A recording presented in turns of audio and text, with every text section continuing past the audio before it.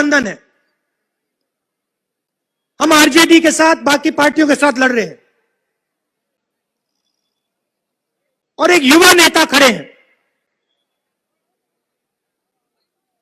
तेजस्वी नया विजन देना चाहता है, रोजगार की बात करता है और कांग्रेस पार्टी एक साथ उनके साथ यह चुनाव लड़ रही है। कांग्रेस पार्टी ने देश को डायरेक्शन दिया है। आपको याद होगा, मनरेगा हमने दिया, भोजन का अधिकार हमने दिया, किसानों का कर्जा माफ हमने किया।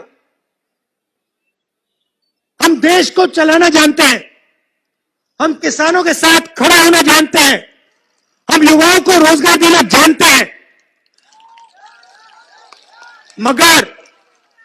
मगर एक कमी जरूर है हम में, हम झूठ बोलना नहीं जानते।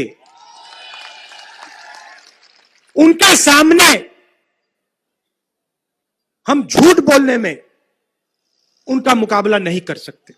यह कमी है, मैं स्टेज से मान लेता हूं कि एक हमारे में कमी है। तो मैं आपको कहना चाहता हूं, आपने बनाया पकौड़ा है?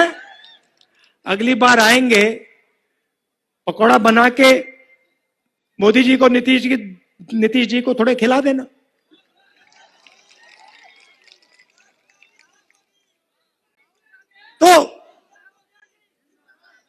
तो देखिए, मैं चाहता हूं कि एक बार फिर बिहार का युवा, बिहार का किसान सिर्फ बिहार को रास्ता नहीं दिखाए। मैं चाहता हूं कि बिहार का युवा पूरे देश को रास्ता दिखाए। और मैं वो दिन देखना चाहता हूं जब बाकी प्रदेशों के युवा रोजगार ढूंढने पटना आए। और ये हम कर सकते हैं, मिलकर ये काम हम कर सकते हैं। ये मैं चाहता हूं। सरकार बनेगी, सबकी सरकार होगी, ये मैं गारंटी आपको देके कह रहा हूं। मैं गारंटी दे रहा हूं कि सरकार बनेगी तो सबकी सरकार होगी। हर जात की सरकार होगी, हर धर्म की सरकार होगी, हर डिस्ट्रिक्ट की सरकार होगी, हर ब्लॉक की सरकार होगी।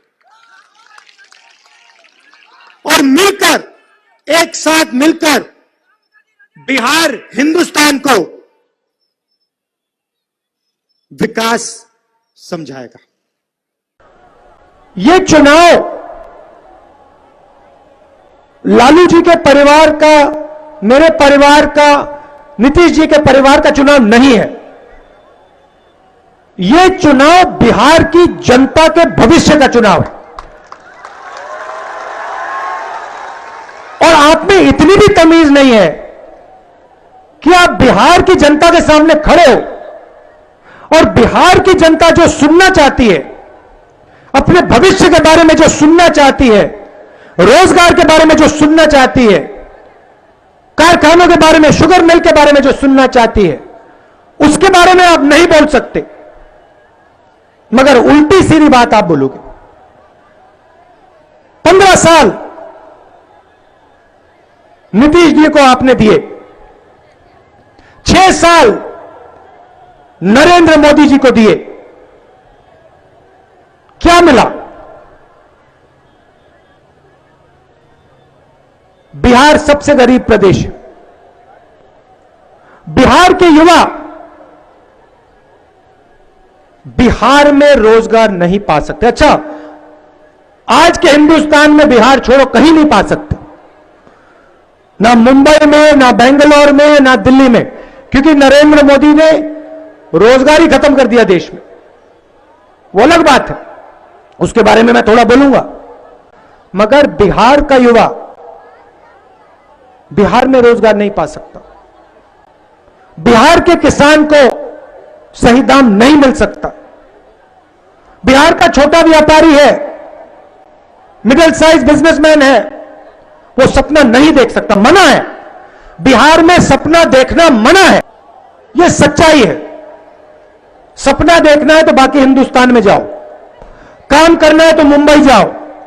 नरेंद्र मोदी जी कहते हैं 22 दिन की लड़ाई है। किससे लड़ाई है? 22 दिन की लड़ाई उन्होंने मजदूरों से की। कोरोना से नहीं मरे, भूख से मर गए, प्यास से मर गए।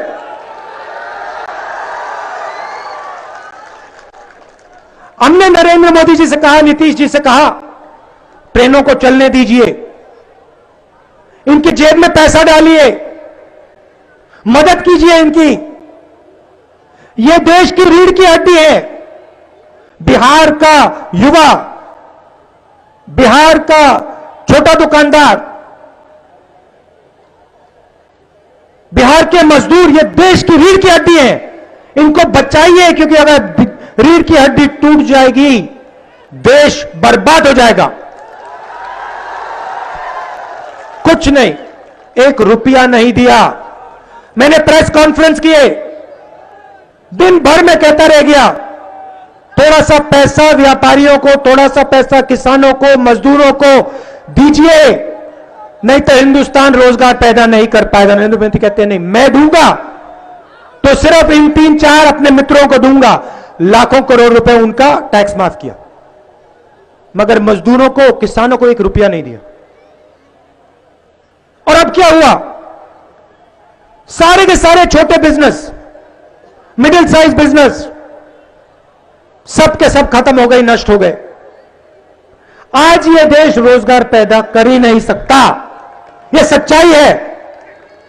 नेशनल दस्तक की आपसे गुजारिश है कि अगर इसको बचाना चाहते हैं तो नेशनल दस्तक को सब्सक्राइब करने के लिए रेड कलर के सब्सक्राइब बटन को दबाएं, फिर बेल आइकन की घंटी दबाएं। नेशनल दस्तक को बचाने के लिए बहुत जरूरी है कि हर खबर को शेयर करें, लाइक करें, कमेंट जरूर करें।